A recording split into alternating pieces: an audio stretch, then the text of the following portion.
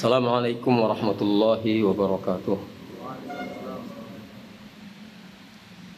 Innal hamdalillah nahmaduhu wa nasta'inuhu wa nastaghfiruh wa na'udzu billahi min shururi anfusina wa min sayyiati a'malina. May yahdihillahu fala mudilla lahu wa may yudlil fala hadiya lahu. Asyhadu an la ilaha illallah wahdahu la syarika lah wa asyhadu anna Muhammadan abduhu wa rasuluh. Ya ayyuhalladzina amanu taqullaha haqqa tuqatih wa la tamutunna illa wa antum muslimun. Ya ayyuhan nasu taqu rabbakumul ladzi khalaqakum min nafsin wahidah wa khalaqa minha zawjaha wa batha minhuma rijalan katsiran wa nisaa'a wattaqullaha alladzi tasaaluna bihi wal arham innallaha kana 'alaikum raqiba. Ya ayyuhalladzina amanu taqullaha wa qulu qawlan sadida yuslih lakum a'malakum wa yaghfir lakum dhunubakum wa may yuti'illaha wa rasulahu faqad faza fawzan 'azima. Amma ba'd, fa inna asdaqal hadits kitabullah wa khairal hadyi hadyu Muhammadin sallallahu alaihi wa alihi wasallam wa syarrul umuri muhdatsatuha wa kullu muhdatsatin bid'ah wa kullu bid'atin dhalalah wa kullu dhalalatin finnar. Jamaah yang dirahmati Allah, hadirin dan hadirat, alhamdulillah pada kesempatan pagi dan siang hari ini kita bersyukur kepada Allah atas segala nikmat yang sangat banyak dari Allah Subhanahu wa taala. Di antaranya adalah nikmat kesehatan dan nikmat kesempatan serta nikmat kemauan untuk hadir di majelis ilmu yang kita berdoa agar majelis ini senantiasa diberkahi Allah Subhanahu wa taala. Tema kajian kita hari ini adalah tauhid, dakwah pertama dan utama para nabi. Oleh karena itu kita perlu memahami apa itu tauhid dan apa itu dakwah. Karena temanya adalah tauhid adalah dakwah pertama dan utama para nabi. Secara singkat dan garis besar, dakwah adalah mengajak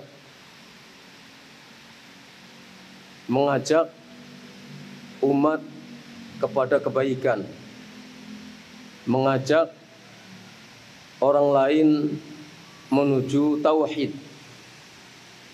Dan apa yang dilakukan oleh Nabi SAW adalah mengajak.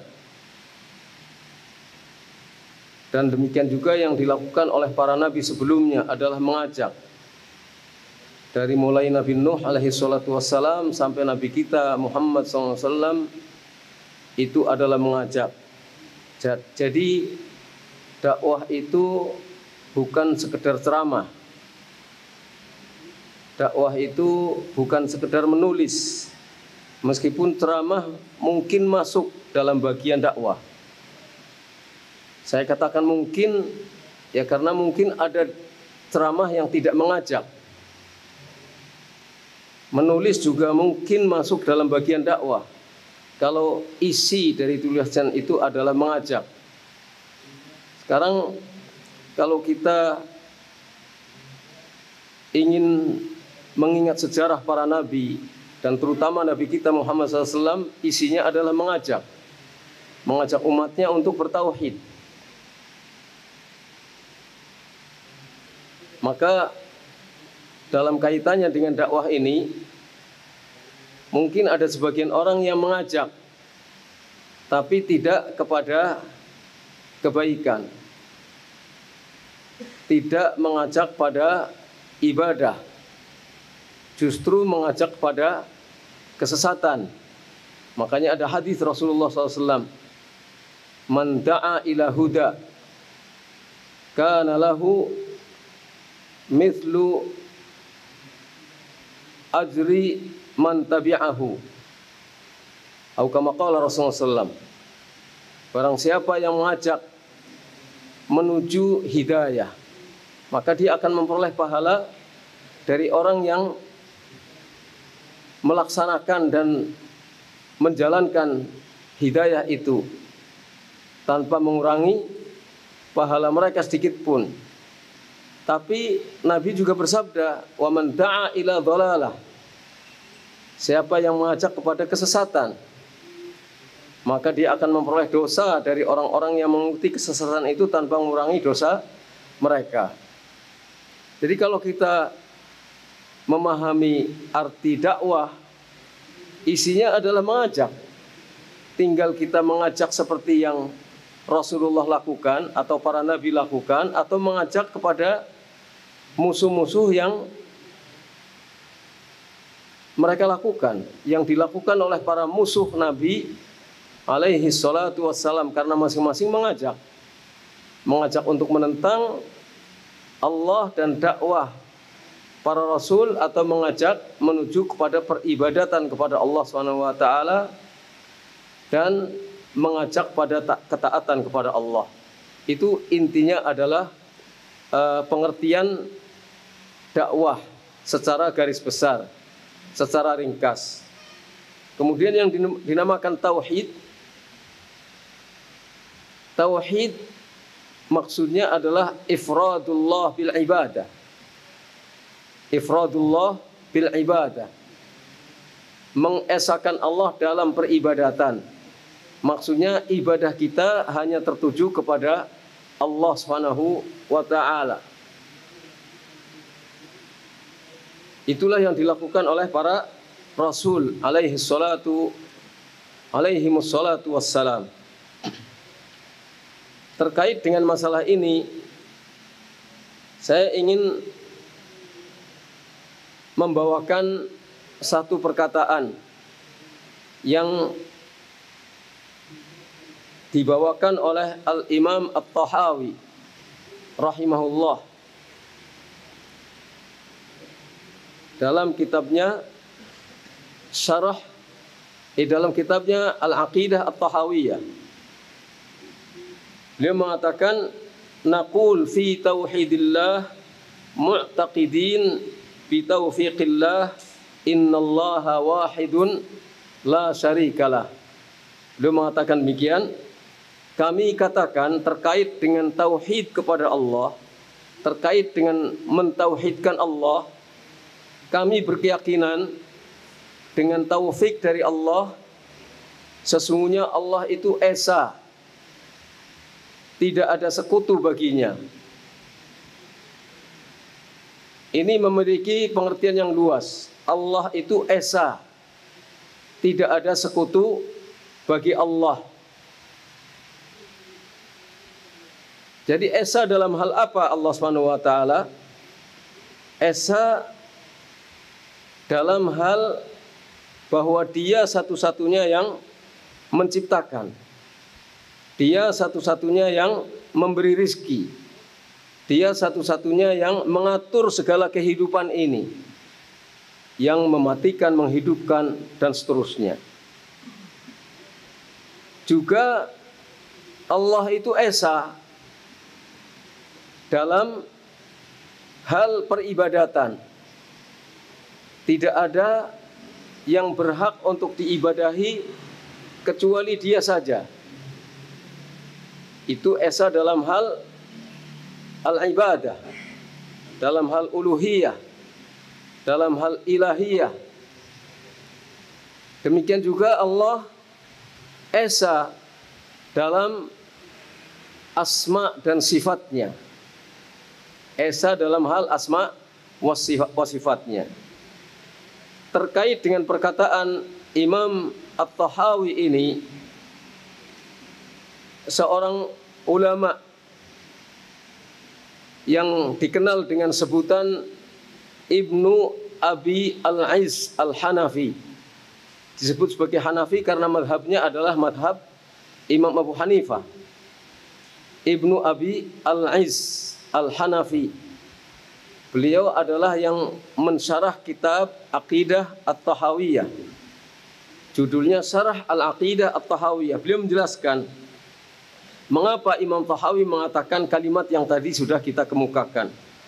Beliau jelaskan, i'lam anna tauhid awwalu da'watir rusul wa awwalu manazili at-tariq wa awwalu maqamin yaqumu fihi salik ila Allah azza wa jalla.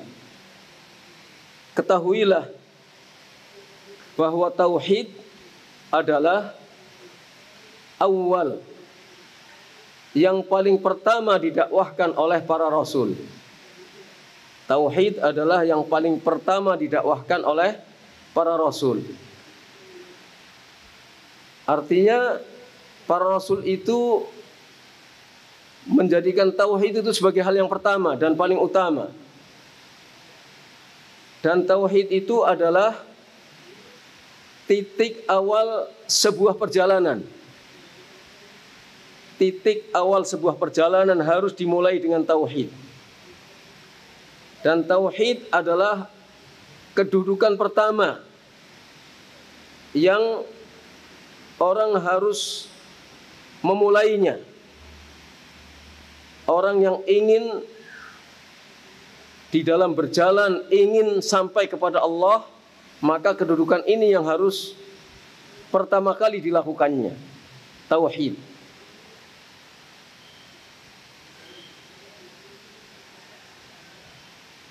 Mengapa tauhid? Karena kalau kita lihat sejarah sepeninggal Nabi Adam alaihi salatu wassalam, 10 abad kemudian terjadi kemusyrikan di muka bumi.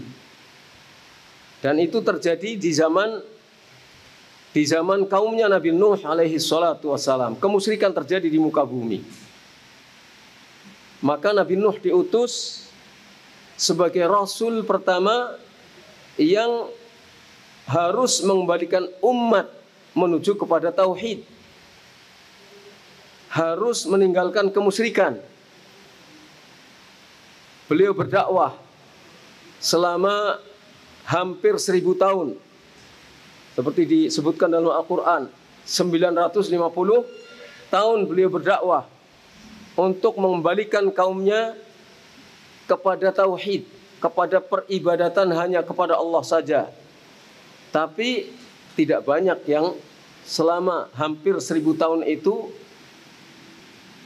tidak ada kaumnya yang mengikuti Nabi Nuh kecuali sedikit saja. Kecuali sedikit saja. Begitulah seterusnya. Tauhid itu merupakan dakwah yang pertama kali dilakukan oleh para nabi dan Rasul Allah, termasuk Nabi kita Muhammad sallallahu alaihi wasallam. Nabi kita Muhammad SAW juga demikian. Kita melihat misalnya ayat-ayat yang menunjukkan itu. Allah Ta'ala berfirman dalam surat Al-A'raf ayat 59, laqad arsalna Nuhan ila qaumihi faqala ya qaumi i'budullaha ma lakum min ilahin ghairuh. Sesungguhnya kami utus Nabi Nuh kepada kaumnya. Lalu Nuh berkata kepada kaumnya, ya qaumi, wahai kaumku, u'budullah, sembahlah oleh kalian Allah. Malakum min ilahin ghairuh, kamu tidak memiliki sesembahan yang lain selain Allah saja. Kenapa? Karena kaumnya melakukan kemusyrikan. Kaumnya menjadikan orang-orang soleh untuk lalu dikenang, diingat, dibikin patung. Lalu patung-patung orang soleh ini lama-lama disembah oleh kaumnya Nabi Nuh alaihi salatu wassalam. Dan Nabi Nuh ingin mengembalikan hal ini. ingin mengalihkan, jangan menyembah itu. Yang disembah hanya Allah saja. Malakum min ilahin ghairuh. Kamu tidak punya sesembahan yang lain selain dari Allah. Begitu juga Nabi Hud, kemudian Nabi Saleh, Nabi Shu'aib, dan yang lainnya. Allah sebutkan dalam surat Al-A'raf ayat 65, juga ayat 85. Allah sebutkan ayat 73 dan ayat 85. Ayat 65, 73 dan 85. Surat Al-A'raf ayat 65, 73 dan 85. Mereka masing-masing mengatakan u'budullaha ma lakum min ilahin ghairuh. Ibadailah oleh kamu Allah saja. Karena tidak ada sesembahan yang lain yang berhak disembah kecuali Allah saja. Ini menunjukkan bahwa setiap Nabi Allah yang pertama didakwahkan kepada kaumnya adalah masalah tauhid.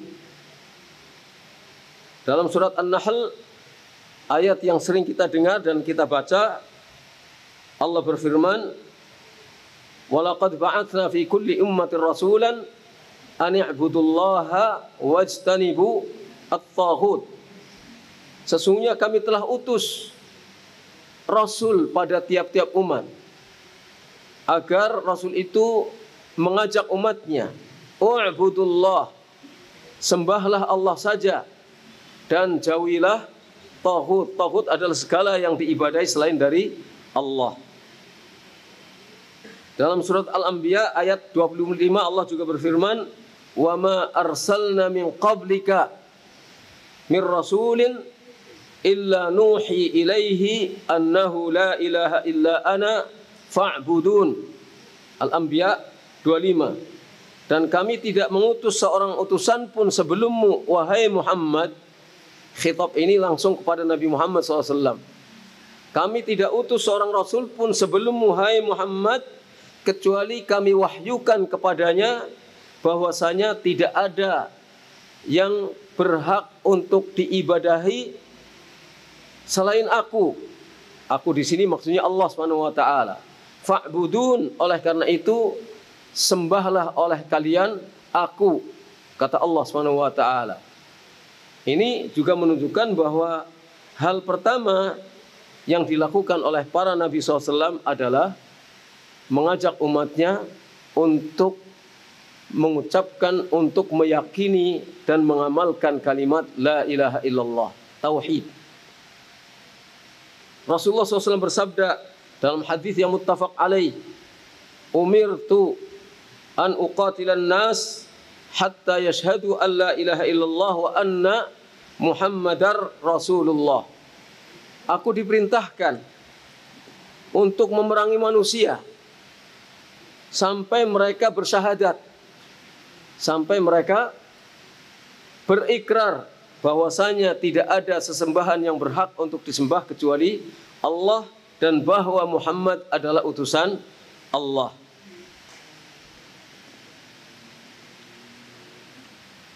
Wa an Ibnu Abbas radhiyallahu anhuma, ada kisah ini dari Ibnu Abbas radhiyallahu anhuma.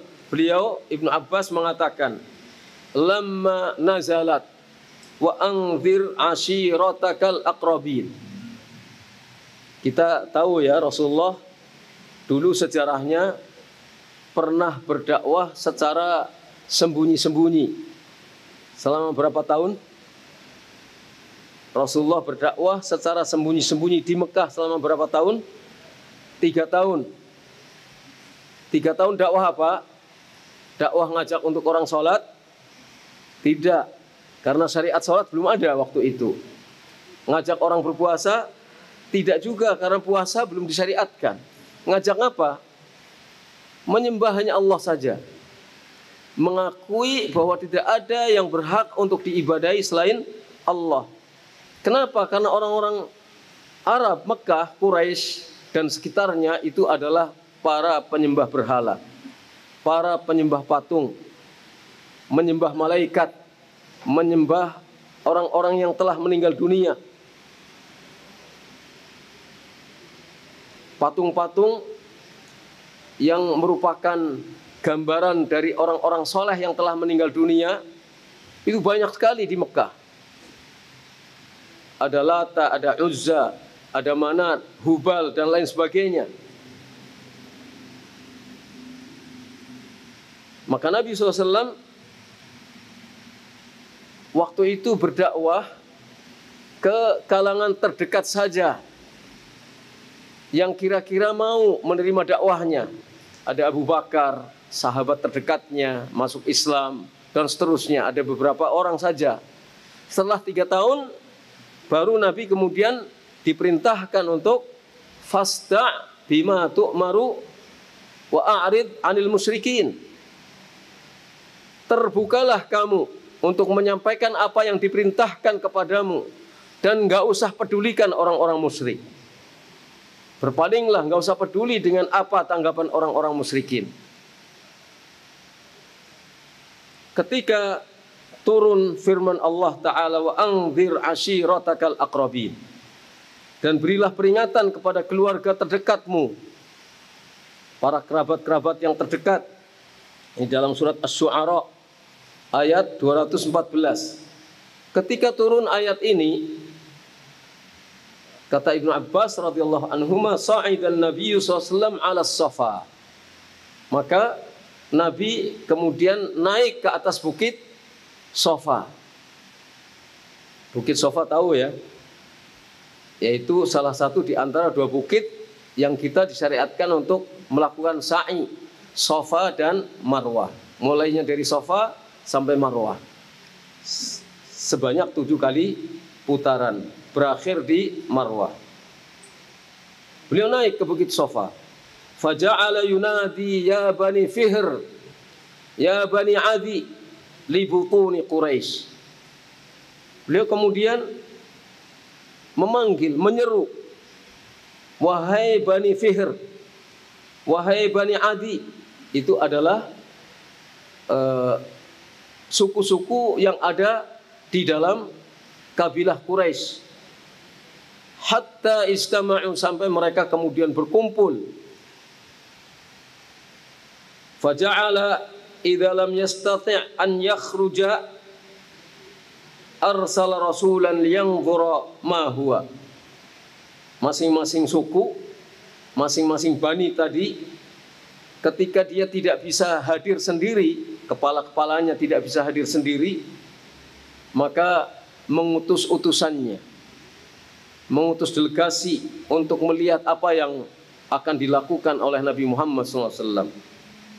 Faja'a Abu Lahab, maka datang Abu Lahab dan orang-orang Quraisy.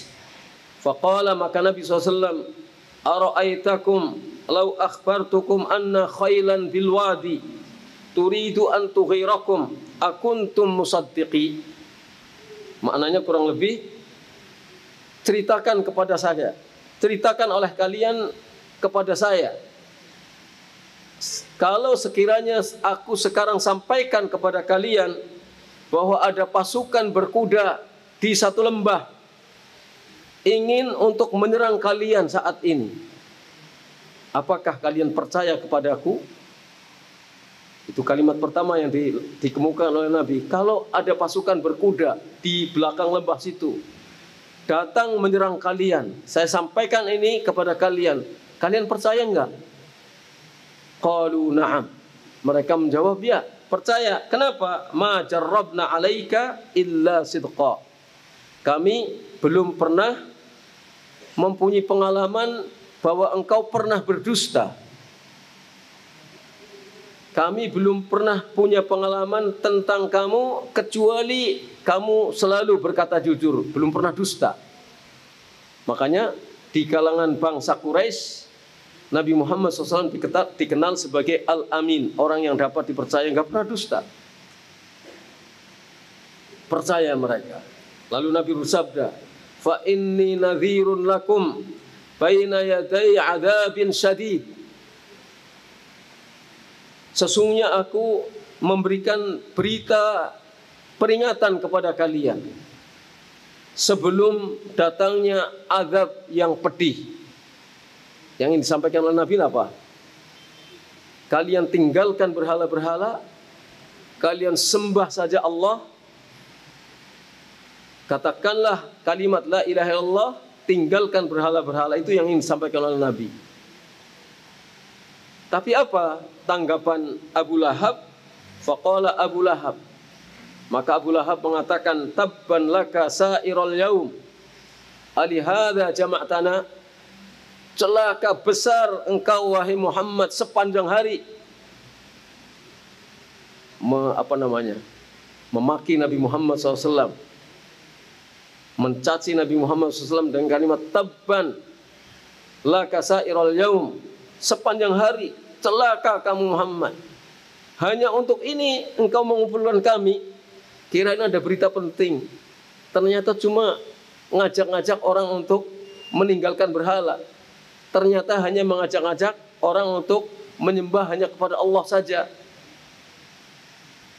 Ketika itu turun surat yang kita kenal, tabbat yada abi lahabi wa tab ila akhirih. Celakalah kedua tangan Abu Lahab, dan seterusnya sampai akhir ayat. Jadi ikhwani wa akhwati rahimani wa rahimakumullah, itulah yang dilakukan oleh Nabi Muhammad sallallahu alaihi wasallam. Pernah karena orang-orang Quraisy merasa kegerahan dengan dakwahnya Nabi SAW, berusaha untuk mengajak negosiasi dengan Nabi Muhammad SAW. Intinya ketemu tokoh-tokoh kafir, ada Abu Jahal, ada tokoh-tokoh musyrikin Quraisy bertemu dengan Nabi. Yang dijadikan alat lobby mereka itu apa? Kekayaan, status sosial, dan politik praktis. Politik praktis. Ya. Muhammad, kamu kalau ingin menjadi orang yang kaya, akan kami jadikan engkau orang yang terkaya di antara kami. Ini adalah masalah tataran ekonomi. Kalau engkau ingin menjadi orang yang mulia, kami akan jadikan engkau yang termulia di antara kami. Status sosial. Kemudian kalau kamu ingin menjadi raja, penguasa kami jadikan engkau raja yang menguasai kami semuanya. Tawaran untuk berpolitik praktis itu. Apa kata Nabi? Loh, kalau intinya ini dalam Sirah Ibnu Hisham disebut, intinya Nabi menolak karena bukan itu tujuannya. Bukan untuk mencari kekayaan, bukan untuk mencari status sosial, bukan untuk menjadi pemimpin umat. Dalam pengertian sebagai kepala bagi mereka, yang ingin dilakukan oleh Nabi adalah menjalankan perintah dari Allah Subhanahu wa taala. Mengajak umat untuk beribadah kepada Allah Subhanahu wa taala, dan ini adalah merupakan bentuk kasih sayang Allah kepada umat manusia, kepada hamba-hambanya, supaya mereka jangan terjerumus dalam kemusyrikan, supaya mereka nanti ketika meninggal dunia selamat masuk surga.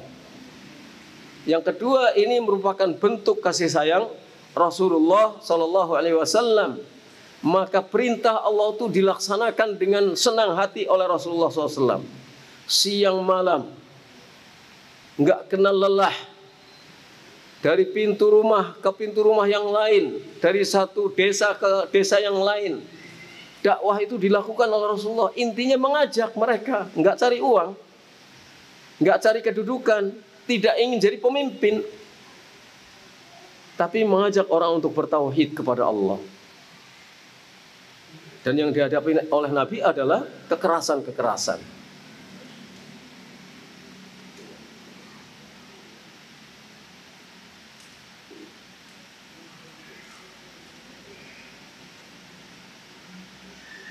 Rasulullah SAW bersabda kepada kaumnya.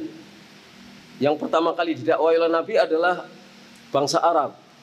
Dari mulai orang-orang kafir Quraisy, kerabat terdekatnya, bangsa Arab, kemudian yang selain bangsa Arab mengikut kepada bangsa Arab dalam hal ini. Artinya termasuk yang diperintahkan oleh Nabi untuk bertauhid kepada Allah.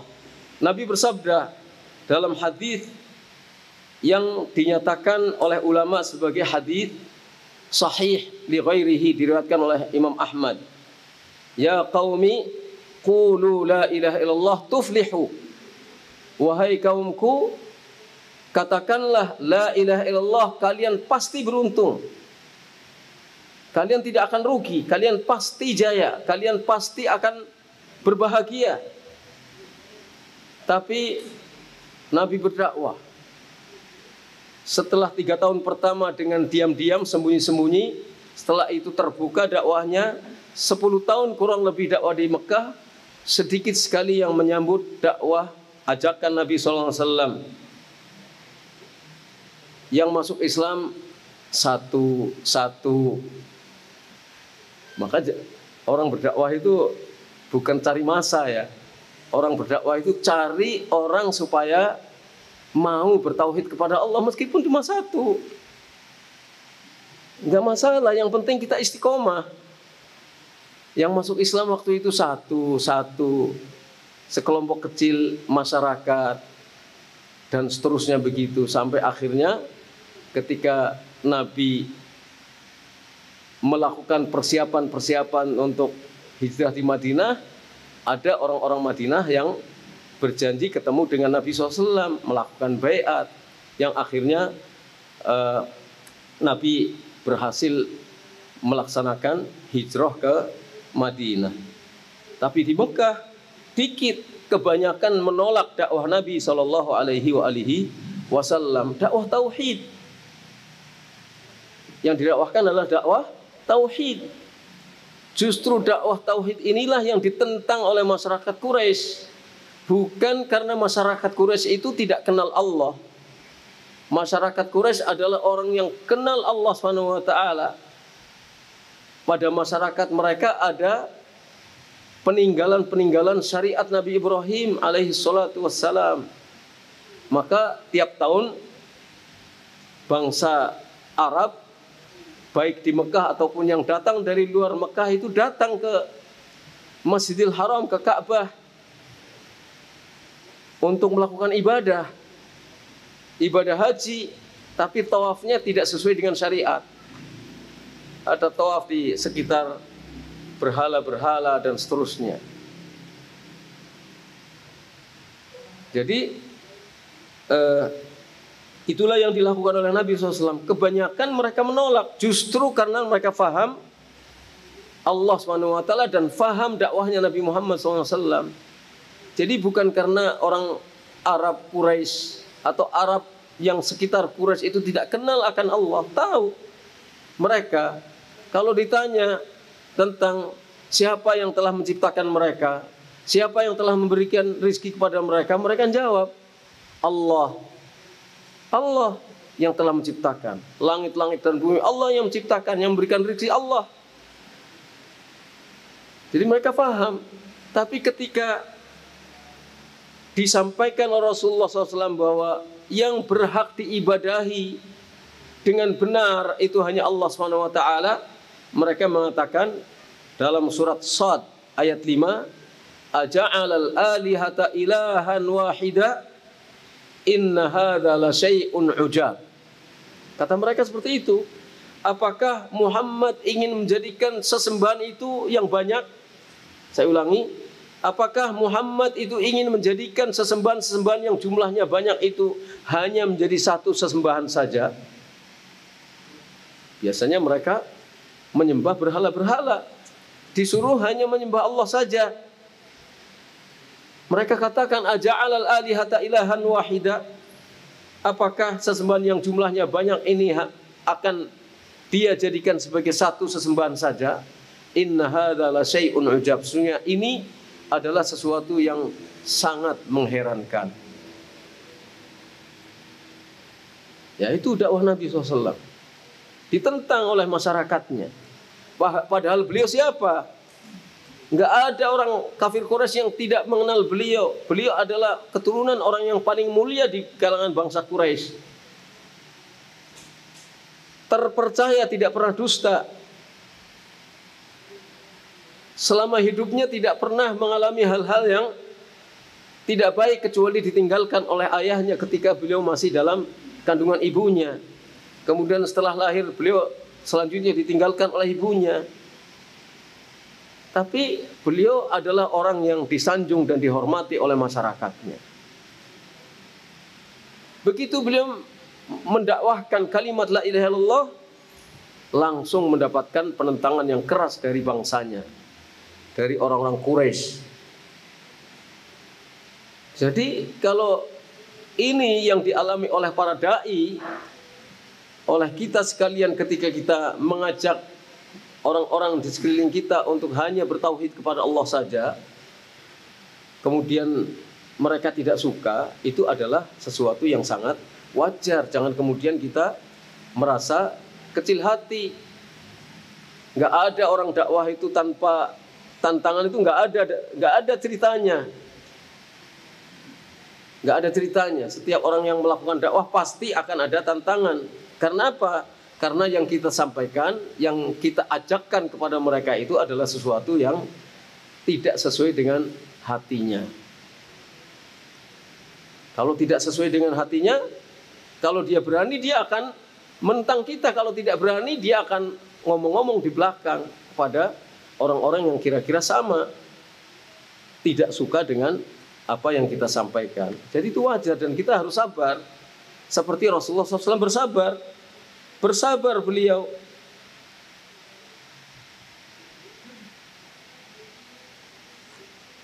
Dalam ayat yang lain, dalam surat As-Saffat ayat 36, orang-orang Quraisy mengatakan inna, ketika Rasulullah menyampaikan kalimat la ilaha illallah, maka orang-orang Quraisy congkak angkuh tidak mau menerima dakwah Nabi SAW. Innahum kanu idza qila lahum la ilaha illallah yastakbirun. Ketika disampaikan kepada mereka kalimat la ilaha illallah, yastakbirun, mereka angkuh, mereka congkak, mereka sombong, tidak mau menerima kalimat la ilaha illallah. Kenapa? Karena paham konsekuensi dari kalimat la ilaha illallah. Ketika mereka menerima kalimat la ilaha illallah, konsekuensinya harus meninggalkan semua berhala yang mereka sembah, yang sudah mendarah daging, tradisi yang sudah mendarah daging. Nggak mungkin. Bagi mereka itu perkara yang tidak mungkin meninggalkan berhala yang disembah selama ini. Jadi mereka faham kalimat la ilaha illallah, konsekuensinya adalah mengakui sesembahan satu-satunya yang boleh dan harus disembah adalah Allah, dan harus meninggalkan sesembahan-sembahan yang selain dari Allah. Itu tahu maknanya mereka, padahal mereka orang kafir, tokoh-tokoh kekafiran. Tapi mereka bangsa Arab yang ahli bahasa Arab. Ketika disampaikan kalimat la ilaha illallah, mereka faham la ilaha itu artinya harus mengingkari semua sesembahan yang disembah selain Allah. Kemudian illallah itu mengakui bahwa satu-satunya sesembahan yang harus disembah hanyalah Allah Subhanahu wa taala. Maka ketika kalimat la ilaha illallah sampai ke telinga mereka, langsung ada tanggapan yang memang hatinya sesuai dengan fitrah, menerima kalimat itu, langsung masuk Islam dan langsung menyembah Allah Subhanahu wa taala, meninggalkan berhala. Yang hatinya banyak kotoran-kotoran hawa nafsunya, syahwatnya dan syubhatnya, mereka langsung menolak saat itu juga. Seperti Abu Lahab ketika disampaikan di Bukit Sofa bahwa harus meninggalkan berhala dan harus menyembah Allah, karena ini yang akan menyelamatkan mereka di dalam kehidupan akhirat nanti. Langsung saat itu juga mengatakan tabban laka ya Muhammad sairal yaum, celaka besar engkau Muhammad, seluruh hari, sepanjang hari. Begitu. Wa yaqulun, mereka mengatakan, a inna latariku alihatina li syairin majnun. Mereka mengatakan, apakah kami harus meninggalkan sesembahan-sembahan kami hanya untuk mengikuti seorang penyair yang gila? Kalimat ini menunjukkan bahwa mereka faham kalimat la ilaha illallah. Jadi kalau kita misalnya kita mengucapkan la ilaha illallah terus tidak ngerti konsekuensi kalimat la ilaha illallah, halus saja ya la ilaha illallah iya, tapi juga melakukan peribadatan kepada selain Allah, namanya nggak paham akan kalimat la ilaha illallah. Berarti orang kafir Quraisy sebagai tokoh-tokoh kekafiran, tokoh-tokoh jahiliyah lebih paham akan kalimat la ilaha illallah daripada orang-orang yang lain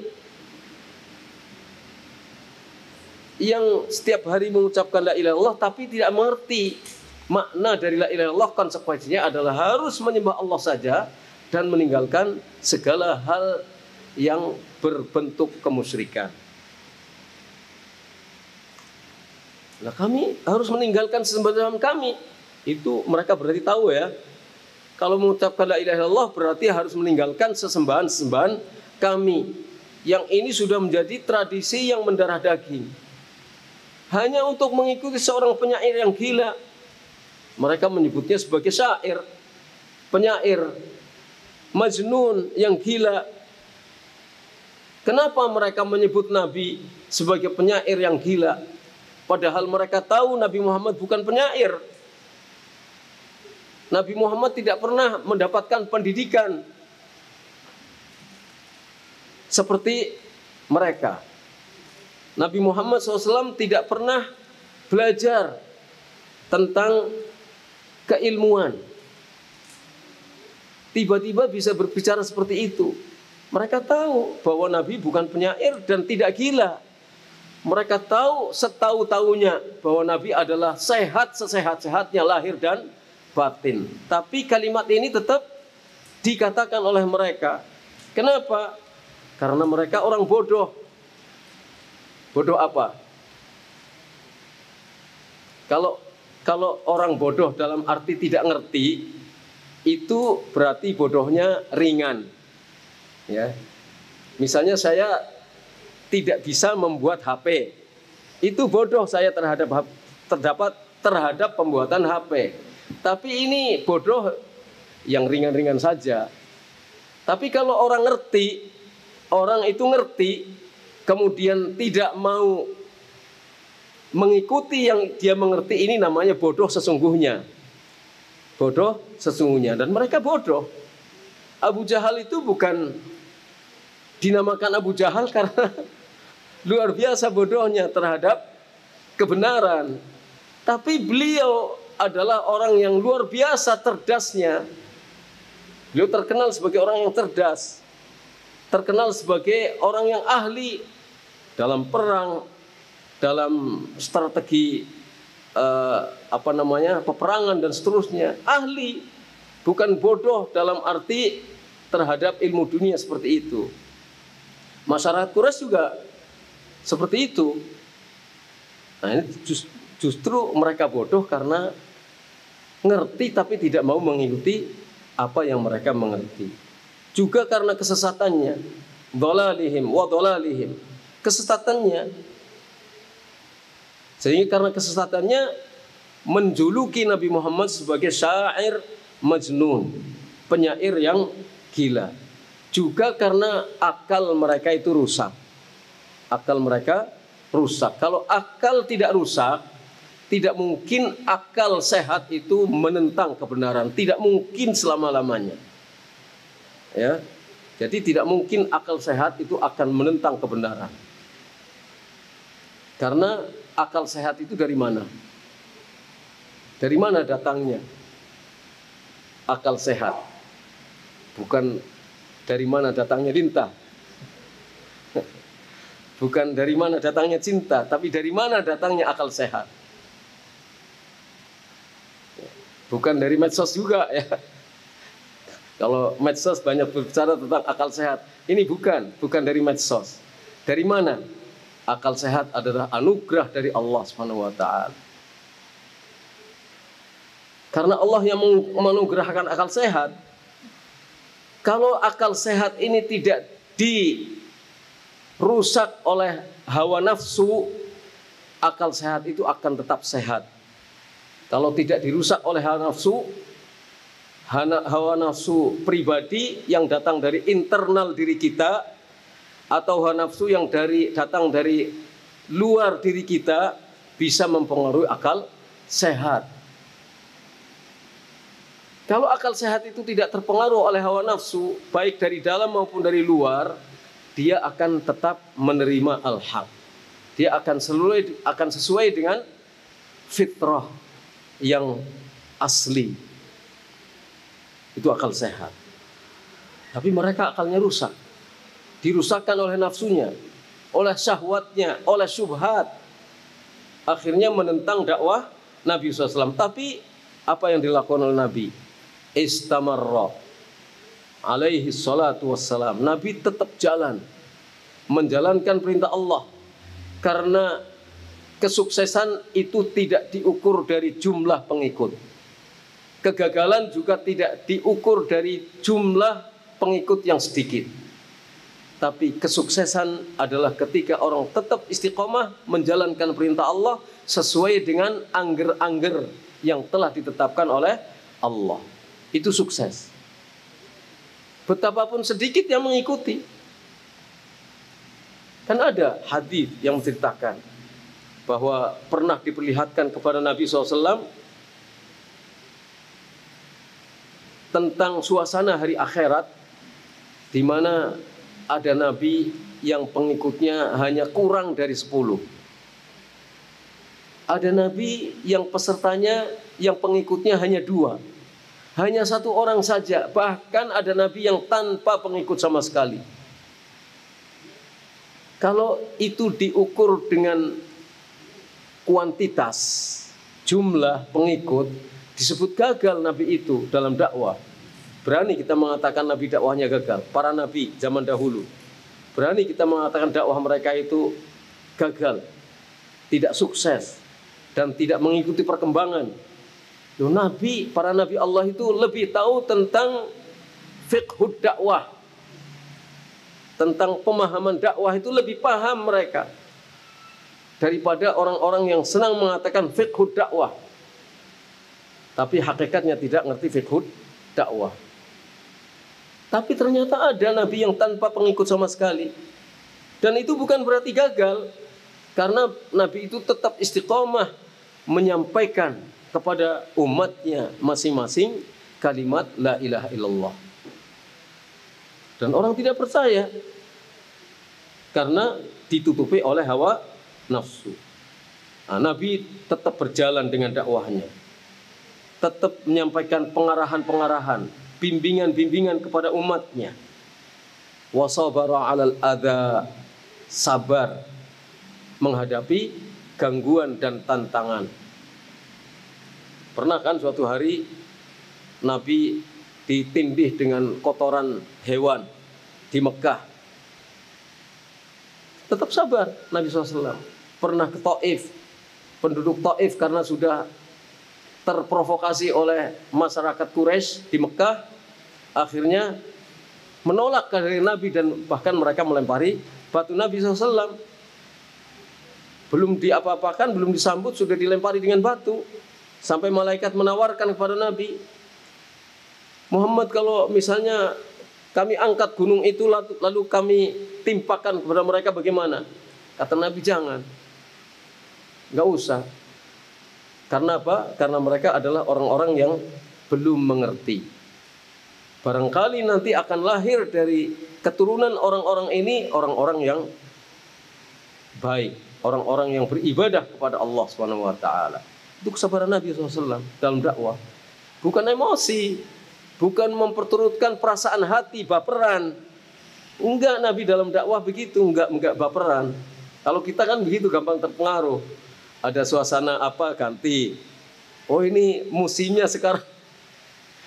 Tahun politik, ngikuti politik. Tahun ekonomi lagi kesulitan mengikuti arus ke sana. Lu kita tetap jalan dalam menyampaikan kepada umat. Karena apa? Karena kita saja kadang-kadang terpengaruh oleh sesuatu yang mungkin bisa merusak tauhid kita. Tanpa terasa kadang-kadang kita melakukan perbuatan atau ungkapan yang sesungguhnya itu mengurangi kesempurnaan tauhid kita, masuk dalam ranah syirik meskipun asghar. Misalnya kita tidak terima dengan panas yang luar biasa seperti sekarang ini. Dunia semakin panas. Maksudnya panas benar-benar itu dirasakan temperaturnya sampai 40 derajat. Ini gimana ini?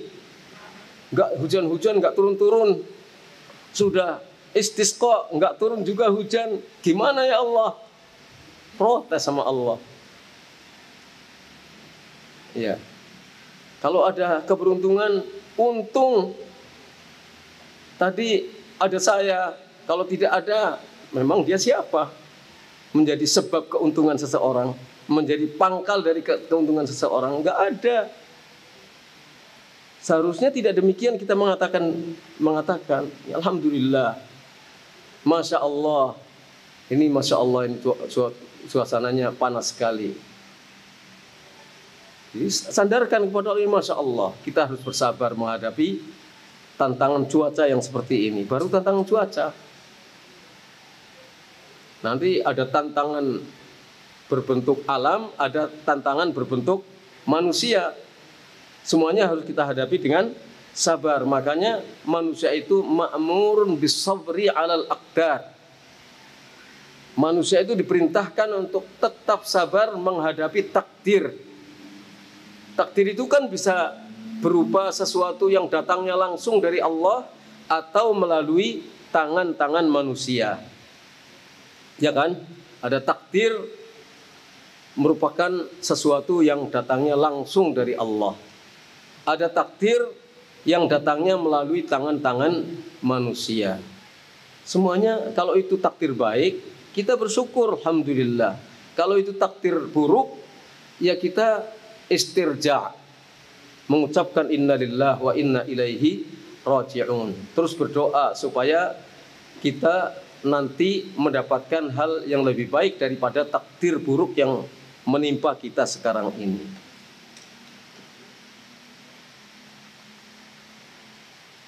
Demikian yang dilakukan Rasulullah SAW sampai akhirnya Allah memenangkan agama ini.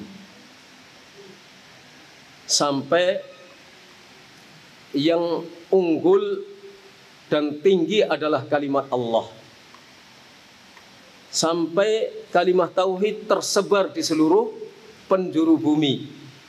Ya kan? Tinggal sekarang bagaimana agar kalimat tauhid ini tetap eksis, tetap utuh, tetap bersih dan tidak mengalami penurunan, apalagi sampai hilang.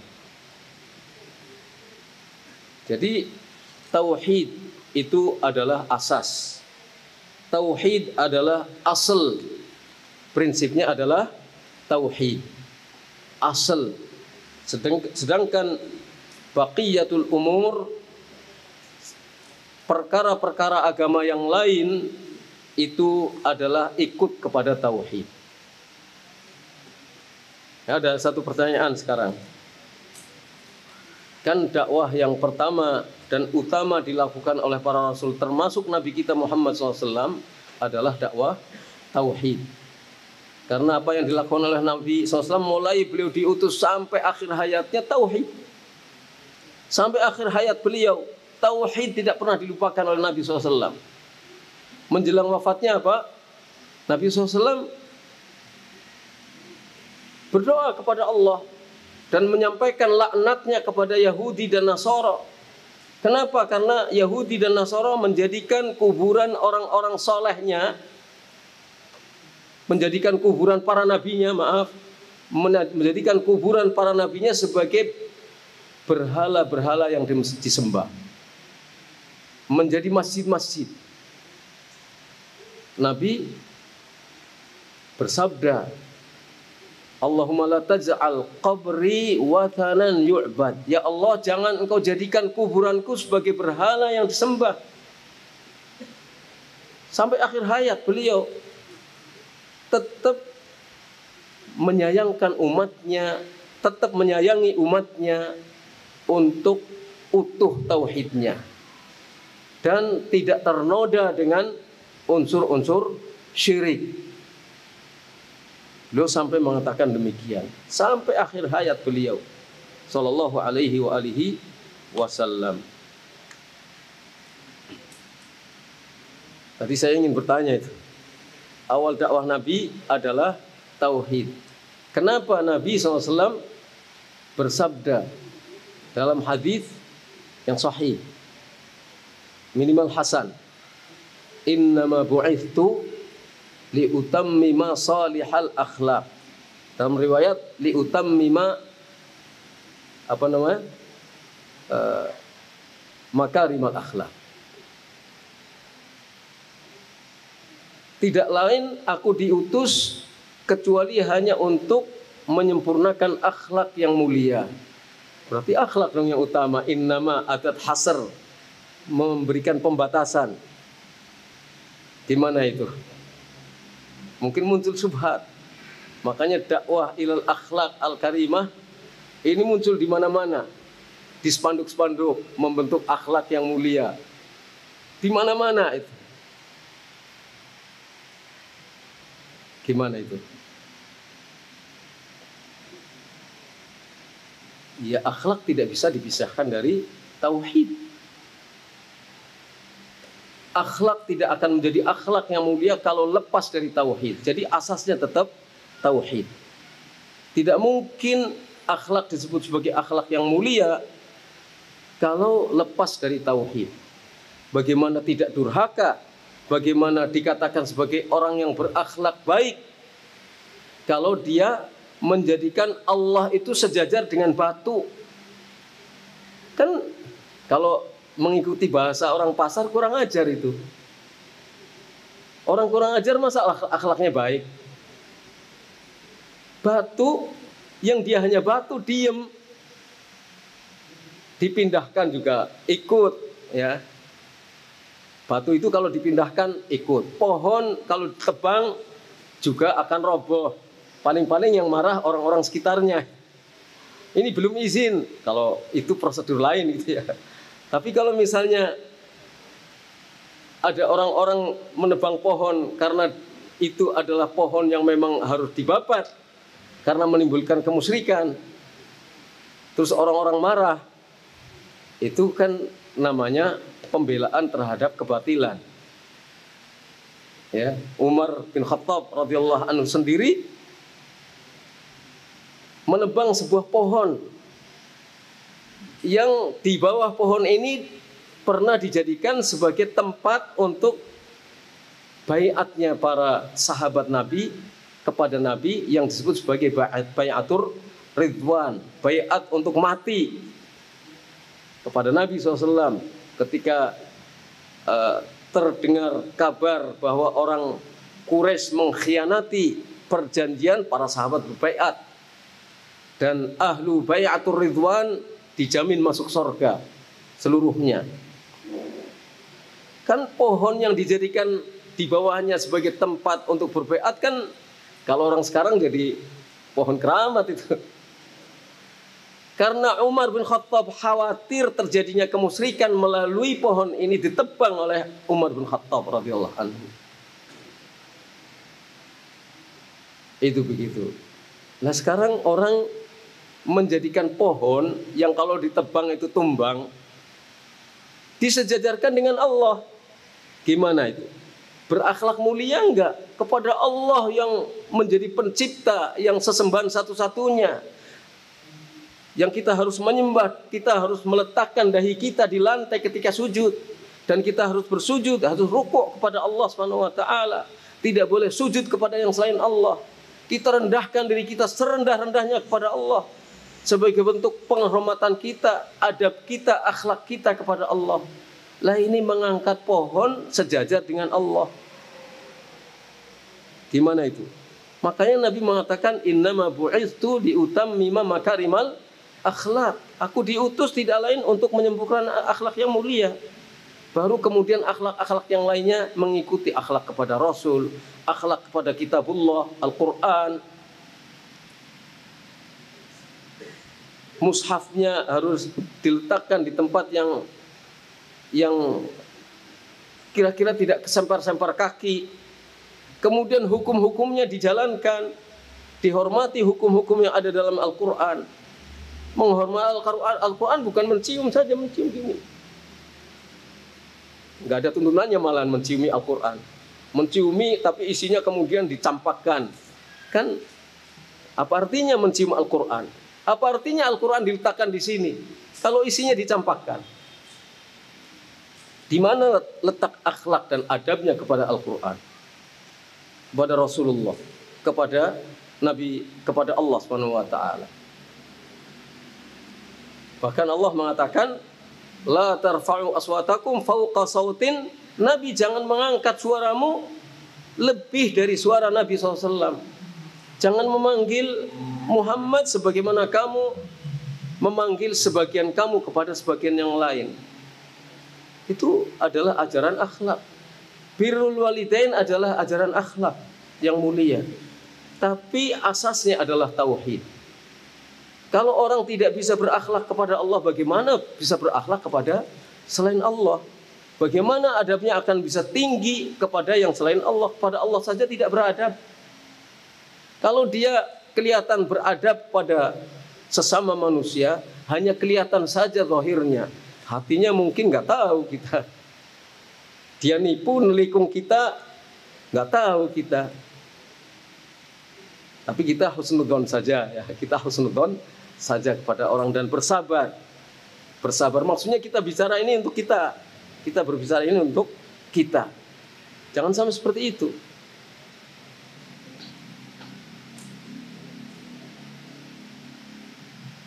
Jadi kalau kita berbicara masalah tauhid, kita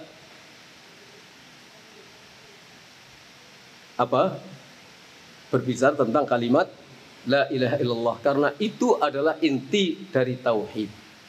La ilaha illallah, tidak ada sesembahan yang berhak disembah kecuali Allah. Kira-kira begitu enggak? Memang siapa Allah? Kita berikrar la ilaha illallah, tidak ada sembahan yang berhak disembah kecuali Allah. Siapa Allah itu? Apa bisa dengan sempurna orang beribadah dan menyembah kepada Allah dengan sebaik-baik penyembahan kalau dia tidak tahu Allah? Mungkin nggak orang beribadah kepada Allah sementara dia tidak tahu siapa Allah Subhanahu wa taala?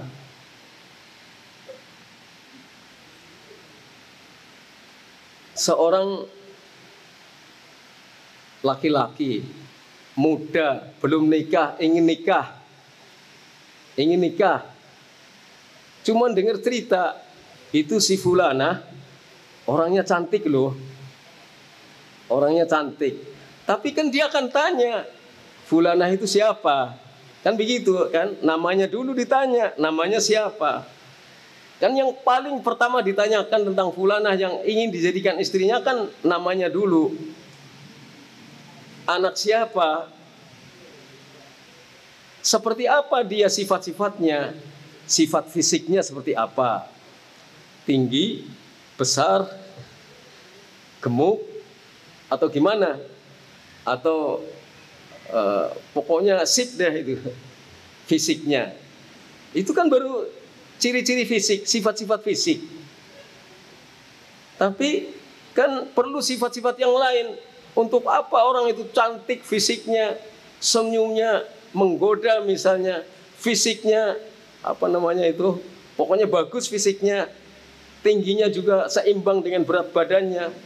Lah untuk apa mengenal sifat fisik seperti itu kalau ternyata dia galak.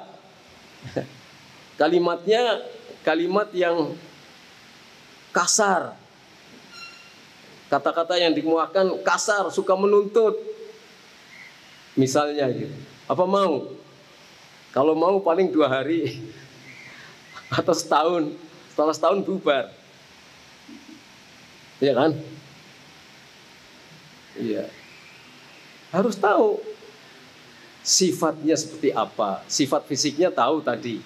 Cantik lah, beratnya sekian, lingkar pinggangnya sekian, tingginya sekian, BB-nya sekian, keringatnya seperti apa misalnya. Itu fisik. Dia butuh tahu tentang sifat-sifat dia yang lain selain sifat fisik. Apa akhlaknya seperti apa, kalau berbicara seperti apa, lemah lembut atau kasar, dan seterusnya dan seterusnya. Itu mau menikahi seseorang. Lah kita kalau mau menyembah Allah kan harus tahu siapa Allah itu. Maka kalau dakwah para nabi adalah tauhidullah, asasnya, awalnya, dan itu yang paling utama dan paling terakhir yang didakwahkan oleh para nabi, ya tentu lebih layak kita untuk mengenal Allah SWT. Karena nggak mungkin bisa menyembah dengan sebaik-baik penyembahan kepada Allah kalau tidak mengenal Allah. Kalau tidak mengenal Allah, ibadahnya ya ikut-ikutan saja. Kata orang ada Allah, ikut. Kata orang kita harus sholat, ikut. Kenapa? Karena tidak faham Allah SWT. Dan Nabi menjelaskan, Al-Quran Al-Karim yang menjelaskan siapa? Al-Quran Al-Karim turun kepada siapa? Kepada Nabi SAW. Nabi yang menyampaikan kepada para sahabat. Kemudian Nabi juga memberikan penjelasan-penjelasan dengan hadis-hadisnya tentang Al-Quran. Didetailkan apa yang masih global dalam Al-Quran.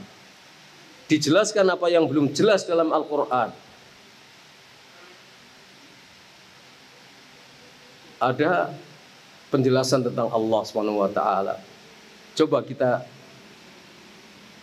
ketika sholat, pertama kali yang kita ucapkan apa?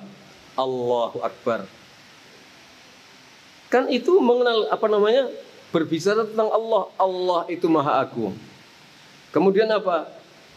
Alhamdulillahirabbil alamin. Segala puji hanya bagi Allah, Rabb, Tuhan semesta alam. Dijelaskan kepada kita Allah itu adalah Rabbnya semesta alam. Rabb itu apa? Rabb itu adalah pemilik, penguasa, pengatur, yang menghidupkan, mematikan, pemberi rezeki. Rabbul alamin terhadap alam semesta. Dia yang mentarbiyah alam semesta dengan nikmat-nikmatnya. Dan dia yang mentarbiyah kaum mukminin dengan tarbiyah khusus, yaitu keimanan. Ar-Rahman, Ar-Rahim. Oh, dia namanya Ar-Rahman, dia namanya Ar-Rahim. Dikenalkan kita oleh Allah namanya Ar-Rahman, Ar-Rahim. Nama saja tanpa mengandung makna. Makna nama Allah itu adalah yang menjadi sifat Allah Subhanahu wa taala. Ya kan? Ar-Rahman, Ar-Rahim. Allah yang bernama Ar-Rahman, Allah yang bernama Ar-Rahim. Jadi bukan sekedar nama tanpa makna. Kalau manusia, iya, manusia itu sekedar nama tanpa makna. Iya kan? Iya. Kalaupun ada sedikit dari kesesuaian makna dengan namanya, itu adalah anugerah dari Allah. Tapi asalnya nama manusia sekedar nama. Ingin bukti, Pak? Ada yang namanya Pak Joko? Ada enggak, Pak? Pak Joko sudah sepuh kok, Pak. Udah cucu berapa, Pak? Tapi tetap saja namanya Joko. Jadi nama Joko itu tidak mencerminkan maknanya. Enggak sesuai dengan maknanya. Iya. Saya pernah cerita ke santri dulu. Saya punya teman waktu masih di pesantren, namanya selamat. Tapi mati kecelakaan. Naik motor meninggal dunia. Ketika dilihat siapa yang kecelakaan? Selamat. Namanya tidak sesuai dengan maknanya. Itu nama manusia. Jadi jangan disamakan. Nama Allah dengan nama manusia tidak sama. Nama Allah dengan nama manusia tidak sama. Karena nama Allah mengandung makna. Ar-Rahman, Dia yang maha kasih sayang, luas kasih sayangnya. Ar-Rahim, kalau Ar-Rahman, kasih sayang Allah itu meliputi semua makhluknya. Kalau Ar-Rahim, kasih sayang Allah hanya ditujukan kepada orang-orang yang beriman. Hanya diberikan kasih sayang itu kepada orang-orang yang beriman. Makanya Allah mengatakan, wa kana bil mu'minina apa terusnya? Rahmanan, bukan. Wa kana bil mu'minina rahima. Dan Allah kepada orang-orang yang beriman rahim, bukan rahman. Rahim. Meskipun maknanya sama. Tapi rahman itu kasih sayang yang sangat luas, diberikan kepada siapa saja di antara makhluknya, mukmin ataupun kafir, manusia maupun bukan manusia, termasuk hewan. Mendapatkan kasih sayang dari nama Allah Ar-Rahman. Tapi Ar-Rahim, kasih sayang Allah yang diberikan kepada orang-orang yang beriman. Apa menjadi semangat dalam keimanan itu kasih sayang Allah dari namanya Ar-Rahim. Mendapatkan taufik, istiqomah, beribadah terus, istiqomah dalam ibadah, ingin mengetahui lebih jauh tentang apa yang harus kita lakukan, tentang hukum Allah, tentang apa yang dilakukan oleh Allah jika kita durhaka, apa yang dilakukan oleh Allah jika kita taat. Jadi kita harus mengetahui apa yang diridhoi oleh Allah. Dan kita harus mengetahui apa yang dimurkai oleh Allah. Karena kita setiap hari mengatakan kita ingin cari ridho Allah. Loh, cari ridho Allah kok kerjaannya belasuk-belasuk seperti itu? Loh, pahami dulu apa cari ridho Allah itu, apa artinya ridho Allah. Nah, berarti kita harus mengenal siapa Allah. Nama-namanya dulu. Dan Rasulullah SAW mengatakan, Inna lillah tis'atan wa tis'ina asman illa wahid. Sesungguhnya Allah punya 99 nama. 100 kurang 1. Ya, jelas kan 99 nama. Tapi nama itu bukan hanya itu, nama Allah itu bukan hanya 99 nama. Ini adalah nama man ahsaha dakhalal jannah. Siapa yang menghitung nama ini, 99 nama ini, dia akan masuk surga. Manusia tidak berkewajiban untuk menghitung nama-nama yang selain 99 nama. Nama Allah banyak. Bukan sekedar 99 nama. Tapi siapa yang menghitung 99 nama ini, dia masuk surga. Jaminan dari Allah. Ini dalam hadis riwayat Bukhari. Jaminan itu. Menghitung itu gimana? Man ahsaha, bagaimana? Man hafidhaha. Siapa yang menghafal? Hafidhah itu maknanya menghafal dan menjaga. Kalau dalam bahasa Indonesia kita hafidhah, menghafal juga menjaga. Jangan sampai nama Allah itu terkotori oleh ulah kita. Ya, oleh ulah kita. Jangan sampai nama Allah itu ternodai oleh tindak atau perilaku kita. Jadi kita jaga nama Allah. Ar-Rahman, Ar-Rahim, Al-Qawi, Al-Matin, Al-Aziz, Al-Jabbar, Al-Malik, Al-Quddus, As-Salam, Al-Mu'min, Al-Muhaimin, Al-Aziz, Al-Jabbar, dan seterusnya nama Allah Subhanahu wa ta'ala. Al-Ilah, Allah, nama yang terbesar adalah Allah. Al-Hayyu, Al-Qayyum. Kita jaga. Apa yang menjadi konsekuensi dari nama-nama Allah itu kita jalankan. Itu namanya menghitung dan menjaga nama-nama Allah Subhanahu wa ta'ala. Bukan sekedar menghafal. Bukan sekedar melantunkan. Tapi tidak menjalankan apa yang menjadi konsekuensi dari nama-nama Allah tersebut. Jadi harus mengenal nama-nama Allah. Ya ayyuhan nasu u'budu rabbakum alladzi khalaqakum walladzina min qablikum la'allakum tattaqun. Wahai manusia, ini Allah berfirman kepada semua makhluk yang bernama manusia. Kalau kita mengaku kita sebagai manusia, berarti kita merasa terpanggil. Ya ayuhan nasu, wahai manusia, u'budu rabbakum.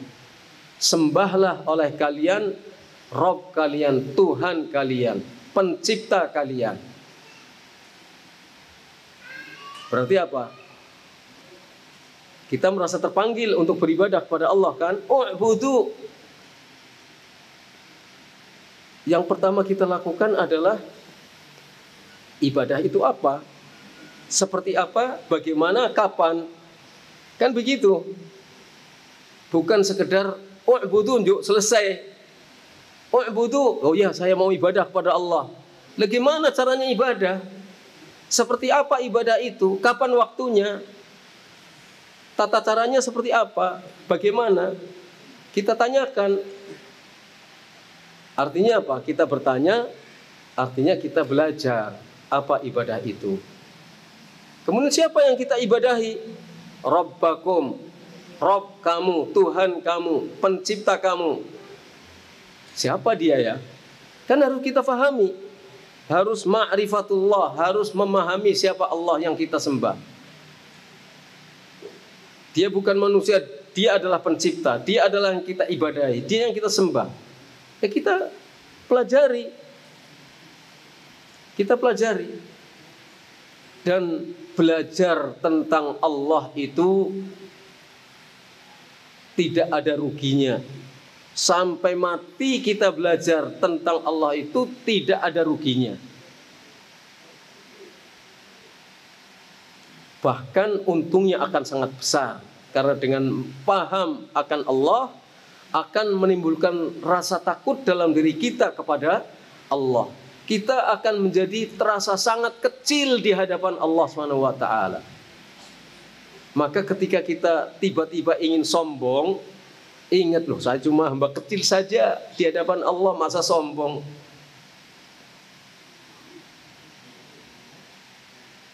Bisa naik kereta api bus, sombong itu. Misalnya kita bayarnya istimewa sekali loh. Kita bisa beli karcis tiket kereta Wus, itu anugerah dari Allah SWT. Kita bisa melangkah ke stasiun untuk naik kereta, itu anugerah dari Allah. Lah kok sombong? Apanya yang disombongkan? Nggak ada. Kita nggak ada beda dengan manusia yang lain. Sama. Maka kesombongan kita akan menurun. Ketika Allah perintahkan lakukan ini, atau Rasulullah perintahkan lakukan ini, nggak ada kesombongan dalam diri kita. Karena Nabi SAW bersabda, la yadkhulul jannah man kana fi qalbihi mithqalu khardalin min kibrin. Tidak akan masuk surga orang yang dalam hatinya ada secuil kesombongan. Secuil kesombongan. Oh, bahaya ini. Ini hadis sahih dalam riwayat Muslim. Terus ada sahabat yang bertanya, ya Rasulullah, innar rajul yuhibbu ayyakuna na'luhu hasanan wa thawbuhu hasanan. Ada seseorang ya Rasulullah yang suka kalau sandalnya bagus. Sandal bagus ya mungkin paling mahal harganya. Mungkin kalau zaman sekarang satu sandal itu, sepasang sandal itu 10 juta. Mahal. Bajunya juga bagus. Mungkin satu style itu mungkin harganya 15 juta. Pokoknya orang itu senang itu. Kata Nabi apa? Kata Nabi, innallaha jamil yuhibbul jamal. Allah itu indah senang kepada keindahan. Asal dia makainya tidak sombong, tidak riya, tidak merasa bahwa ini bukan dari nikmat dari Allah. Allah indah, menyukai keindahan. Kemudian Rasulullah menjelaskan, selesai. Ini masih banyak nih. Al-kibru batarul haq wa ghamtun nas. Yang dikatakan sombong itu adalah menolak kebenaran dan meremehkan orang lain. Coba kita masing-masing melihat diri kita sendiri. Sebenarnya kita menyembah Allah atau tidak? Sebenarnya kita taat kepada Rasulullah atau tidak? Sebenarnya kita beribadah kepada Allah atau tidak? Ketika mendapatkan perintah dari Allah, kadang-kadang perintah Allah itu langsung dari Al-Quran, kadang-kadang melalui Rasulullah SAW dalam hadis-hadis yang sahih. Ketika menanggapi perintah Allah, kita masih cari-cari solusinya apa enggak? Masih cari-cari kemungkinan bisa keluar supaya tidak terkena perintah itu atau tidak? Kenapa dia mencari-cari solusi seperti itu? Ingin menolak kebenaran? Atau apa? Kalau menolak kebenaran berarti sombong dia. Dia yang dimaksud dalam hadis ini. Yang dimaksudkan dalam hadis ini. Oh, ini apa namanya? Kita cari dong hukumnya. Qat'iyyud dilalah atau dhanniyud dilalah. Penunjukan hadis ini itu qat'i, pasti, atau masih dhanni, masih belum pasti. Kalau belum pasti berarti ini bukan perintah wajib. Kalau bukan perintah wajib namanya sunnah. Kalau sunnah berarti bisa ditinggalkan. Kalau bisa ditinggalkan berarti nggak usah dilaksanakan saja. Kan gitu kesimpulannya. Oh, ini bukan larangan haram, larangan makruh. Kalau larangan makruh berarti boleh dilakukan. Ketika boleh dilakukan, lakukan saja. Itu sombong apa enggak itu kira-kira itu? Jadi itu sombong atau tidak? Karena ingin menghindar dari perintah Allah tapi dengan berkelit-kelit. Dengan cara berkelit-kelit sudah, mau wajib, mau sunnah, yang jelas ada syariatnya. Ada masyru'iyahnya, disyariatkan. Nah, sesuatu yang masyru'iyah, yang masyru' itu ada kalanya wajib, ada kalanya sunnah. Yang sunnah kita tetap jalankan. Kenapa? Untuk melengkapi kemungkinan yang wajib itu masih kurang. Ya, kemungkinan yang wajib apa kita merasa bahwa kita sudah melaksanakan seluruh kewajiban? Enggak boleh kita merasa bahwa kita sudah melaksanakan seluruh kewajiban sehingga kewajiban yang kita lakukan tidak ada kurangnya. Namanya congkak itu. Enggak boleh kita merasa diri itu besar. Kita itu banyak kesalahan. Banyak kewajiban yang mungkin belum kita laksanakan. Makanya kita cari, kita tanya, kita belajar Islam. Ya, jadi sudah zuhur ini intinya bahwa dakwah para nabi itu adalah tauhid. Tauhid adalah yang paling pertama dan paling utama. Maka kita pun jangan lupa bahwa tauhid adalah pertama dan utama. Kita boleh mendakwahkan yang lain-lain, tapi jangan sampai lupa dari fokus kita untuk mengajak diri kita dan diri orang lain untuk bertauhid. Karena itu yang akan dihitung oleh Allah SWT. Itu yang akan dihitung oleh Allah SWT.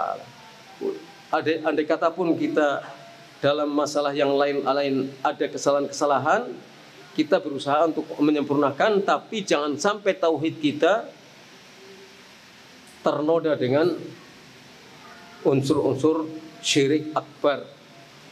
Jangan sampai kita ternoda oleh unsur-unsur syirik akbar. Syirik kecil pun kita berusaha untuk menghindari, supaya semua diri kita, lahir batin kita, lidah kita, hati kita, tindakan kita selalu dalam wadah tauhid. Ngomong kita bertauhid, Selalu dengan tauhid. Tindakan kita tindakan yang bertauhid. Hati kita adalah hati yang bertauhid. Mungkin itu saja dulu, mudah-mudahan bermanfaat.